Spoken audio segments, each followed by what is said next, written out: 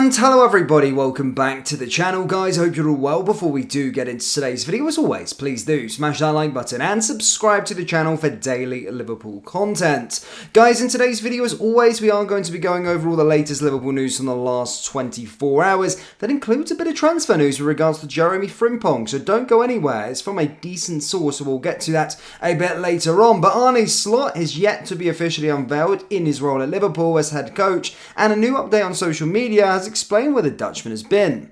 Slot was announced as Jurgen Klopp's successor on May 20th, but despite his job formally beginning on June 1st, he is yet to speak as head coach. It has led to confusion among supporters, with the club having been expected to conduct an in-house interview with Slot before an unveiling press conference. But with media duties now not likely until closer to July, when the Dutchman will begin work with his players at the AXA training centre, Slot is instead spending time on holiday. The coach's daughter, Isa, shared a series of updates on Instagram from their trip to Ibiza, where the family is staying at the OKU hotel.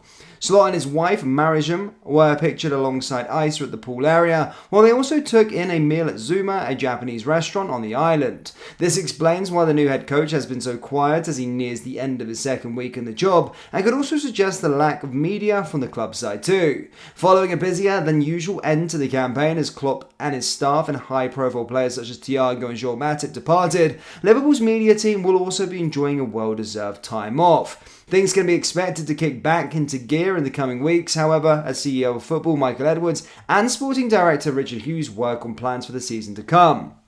Much of Liverpool's first team are currently on international duty, with 10 players heading to the European Championships in Germany. That tournament kicks off on Friday when Andy Robertson's Scotland taking on host Germany, while Copa America, which sees Alisson Luis Diaz, Darwin Núñez and Alexis McAllister in action when it begins on June 20th in the United States of America.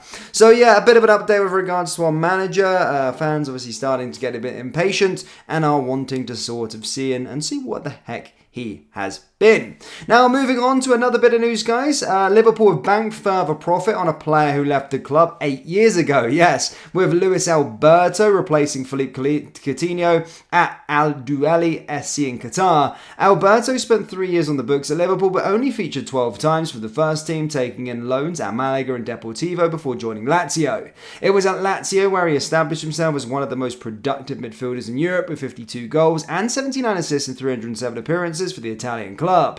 But as his 8th season in Rome drew to a close, Alberto announced his intention to leave, even offering to tear up his contract, saying, "I do not want to take another Euro." A more straightforward solution was found, though, after interest emerged from Qatar, and Tuesday saw Alberto complete a transfer to Al Dual for initially 10 million euros. In doing so, Liverpool have earned a 7-figure profit due to a sell-on clause negotiated into their £6 million deal with Lazio in 2016.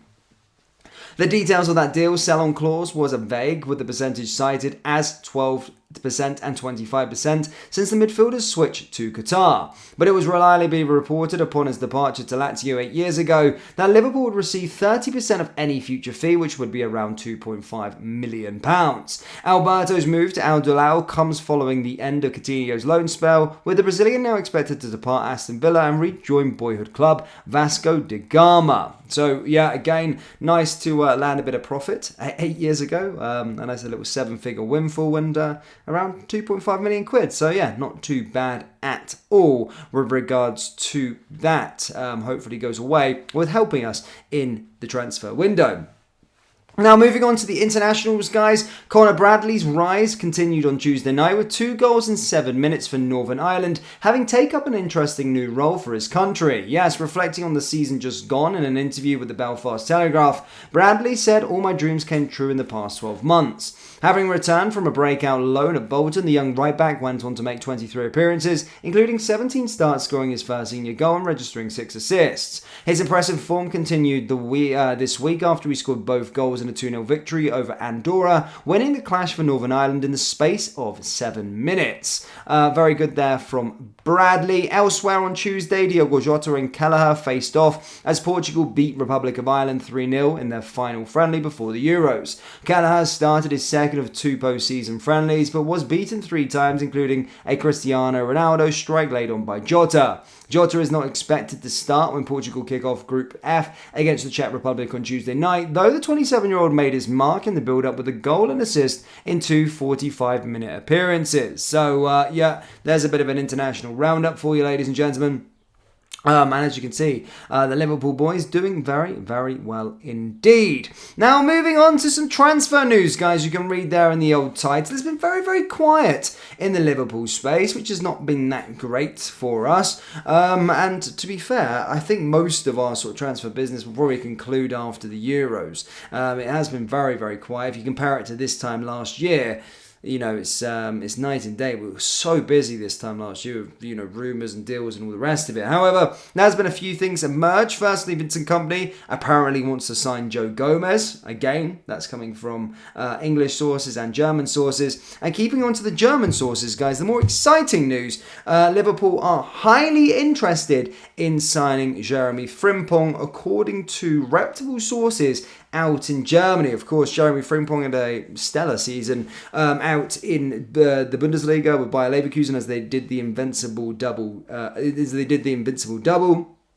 And Jeremie Frimpong is said in the Bayer Leverkusen camp to be a player that they will, you know, sell this summer. Of course, Xabi Alonso and the board want to keep a hold of their team that did so very well. And as I said, they're only going to sell one high-profile player this summer, has been reported. And Jeremie Frimpong could be one of those players. And it's being said by German sources that Liverpool are very much highly interested in the player. And it's a real possibility that Liverpool could go in for him this summer. That's being said by German sources, Bild, and all of those. Following this, Alan Hutton has insisted Jeremie Frimpong is exactly the kind of player Liverpool need in their defence rebuild. Speaking exclusively to Football Insider, the former Tottenham and Aston Villa defender said that he could see Frimpong leaving Bayer Leverkusen in the summer and going to Liverpool. As stated, we just said there, the current interest, the German club apparently looking for around £52 million to part ways with the defender and are probably, you know, unlikely to lower their asking price. I think he does have a release clause embedded in his contract, but as stated, Alan Hutton believes it would be a great transfer for Liverpool by saying, wow, I think it would be an amazing signing for Liverpool, he said in an interview. At such a young age, he still has a lot of football left in him. He's an outstanding football player, and I can see him leaving this summer for a Premier League club, and Liverpool would be great. I think it would be a really good signing for Liverpool, and I think this is the kind of player they need to rebuild that defensive side, but I do not, I can see it happening.